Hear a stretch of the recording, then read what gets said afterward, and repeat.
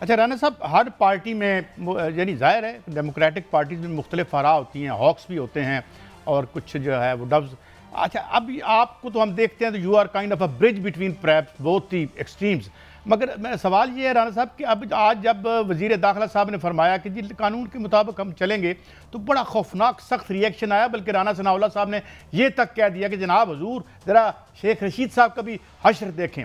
बहुत कॉन्फ्लिक्ट है गहरी इस मुल्क में, बड़े मसाइल हैं, तो क्या इन कॉन्फ्लिक्ट्स पर हमें चलना चाहिए? अगर इन पे चलेंगे तो मैशत तो पीछे रह जाएगी।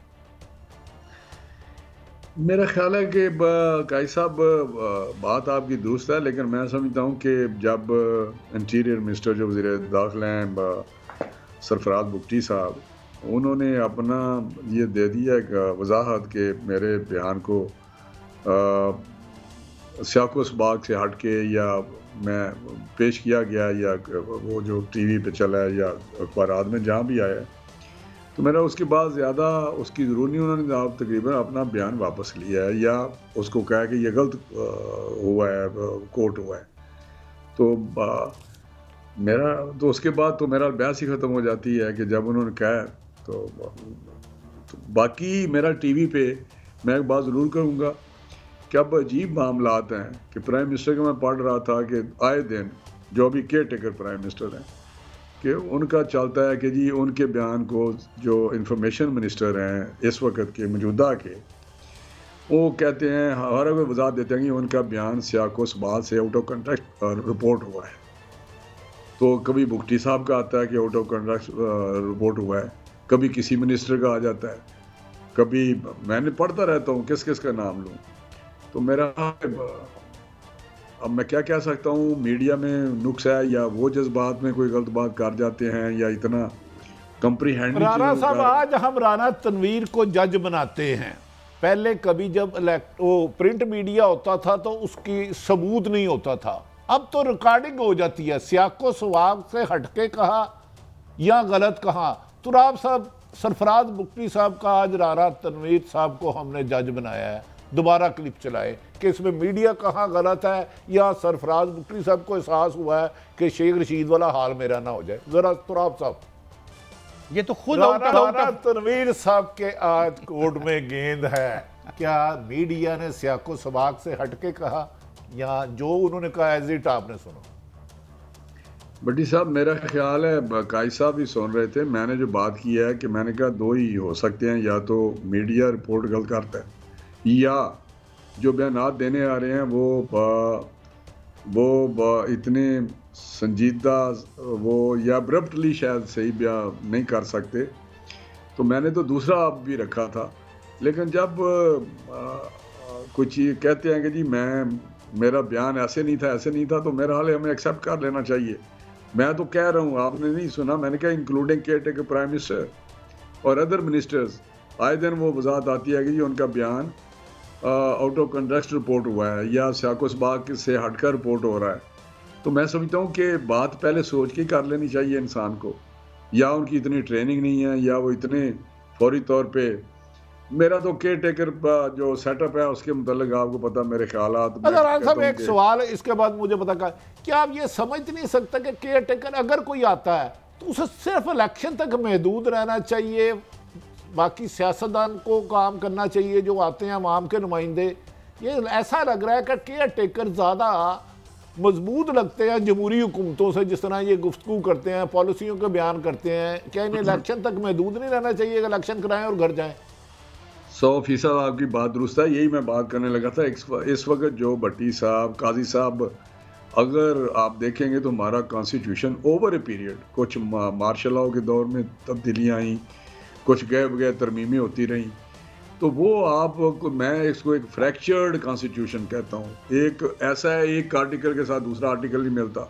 अभी केयर टेकर का सेटअप तो आपने डाल लिया, इसलिए डाला था भट्टी साहब ताकि एक फेयर एंड फ्री इलेक्शन हो, क्योंकि कुछ ऐसे मामला आए जहाँ पे इलेक्शनों पे क्वेश्चन उठे, चाहे वो 77 का था 70 के, बाकी हर इलेक्शन पे क्वेश्चन उठे। तो जब आप केयर टेकर का था कि ये न्यूट्रल आएंगे और ये fair and free election neutral होके करेंगे और उतने दिन के लिए 60 दिन के लिए या 90 दिन के लिए, अब ना 60 दिन है ना 90 दिन है, अब तो लंबा ही काम है, मुख्तलिफ औकात में लंबा हुआ है। लेकिन दूसरी बात यह कि कौन सा इलेक्शन है जो केयर टेकर सेटअप में फेयर एंड फ्री हुआ है, बल्कि उससे ज़्यादा हुआ है, बुरा हुआ है।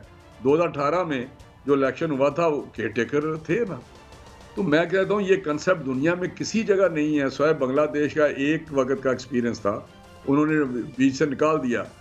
हम अपने सियासतदानों पे मैं उनको नंबर देता हूँ कि क्या बात है कि उन्होंने केयर टेकर सेटअप डाल दिया। और केयर टेकर सेटअप मैं उस पर कोई कमेंट नहीं करना चाहता। इस तरह तो दर्जा चारम का मुलाजम के लिए काफ़ी छान फटक होती है और इश्तिहार आता है, इंटरव्यू होते हैं, तो सेकंड में लगा दिए जाते हैं।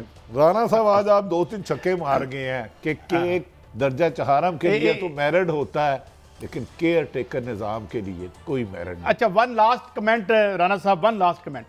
खाकान अब्बासी साहब और मिफ्ताह इस्माइल साहब, एक बात हो रही है जनाब कि ये पार्टी एक नई भी बन रही है, बीच में PTI के लोग भी होंगे। Do you take this seriously? देखिए, मैं शायद साहब बड़े मोहतरम हैं, दोस्त हैं, भाई हैं, हमारे साथ बहुत लंबा सफ़र उन्होंने तय किया है। मुझे तो नहीं उम्मीद कि वो इस किस्म का कोई फैसला करेंगे, लेकिन मैं सिर्फ ये कहना चाहता हूँ जितने निज़ाम की खराबियाँ वो बता रहे हैं कि ये हुआ, ये हुआ, ये हुआ, 1 साल वो खुद प्राइम मिनिस्टर रहे हुए हैं। 2017 तक जब नवाज शरीफ साहब थे प्राइम मिनिस्टर, पाकिस्तान एक प्रोग्रेस कर रहा था, हर इंडिकेटर, इकोनॉमिक इंडिकेटर्स ज़बरदस्त थे, और दुनिया की 24वीं मईशत में दाखिल हो चुका था या हो रहा था। जब शहबाज ये आए शायद खाकान साहब, 53,000 जो था स्टॉक एक्सचेंज वो 41,000 पे आ गया, और इसी तरह ही डॉलर जो था 105 पे वो 125-26 पे चला गया जब कोई 8-9 महीने या 10 महीने ये रहे। तो ये कोई भी इंडिकेटर जो थे वो सारे नीचे की तरफ गए। तो ये तो मैं समझता हूँ बैठे हुए थे, इनको तो अगर इम्प्रूवमेंट होती 17 से 18 तक और ज़्यादा, तो हम कहते कि इनकी अप्रोच इश्यूज़ को ठीक है। तो मैं मज़ीद उस पर अभी एनर्जी की एक टास्क फोर्स थी, हमने शहबाज साहब ने बनाई हुई थी एनर्जी पे, बिजली और गैस पे, जिसको ऐड ये कर रहे थे पूरा। इन्होंने मेरा हाल 16 महीने या 14 महीने वो टास्क फोर्स हेड की है, तो उस पर क्या मैं कमेंट करूं, भाई है। एनीवे, कमेंट भी कर दिया, कुछ भी ना कहा और कह भी गए, मगर जाहिर है राना साहब ये बड़ा खूबसूरती से आपने, thank you very much for your time. It is always pleasure to have you on the show. Rana साहब, God bless you, thank you ji. Rana साहब ने बड़ा एक यानी सीजन आदमी है, और जो सबसे मैंने ब्रेक पे जाना है, मगर ब्रेक पे जाने से पहले बड़ा मुनासिब जवाब दिया है। बड़ी बातें बता गए हैं, हाँ, कुछ भी ना कह भी गए और कहते कहते रह भी गए। तो नाज़रीन, एक ब्रेक है, पल्ले नहीं छोड़े इन्होंने अपनी कुलीग दे। नहीं, ऐसी बात नहीं है, उन्होंने बड़ी इज्जत के साथ बात नहीं, किसी और का जिसका नाम नहीं लिया।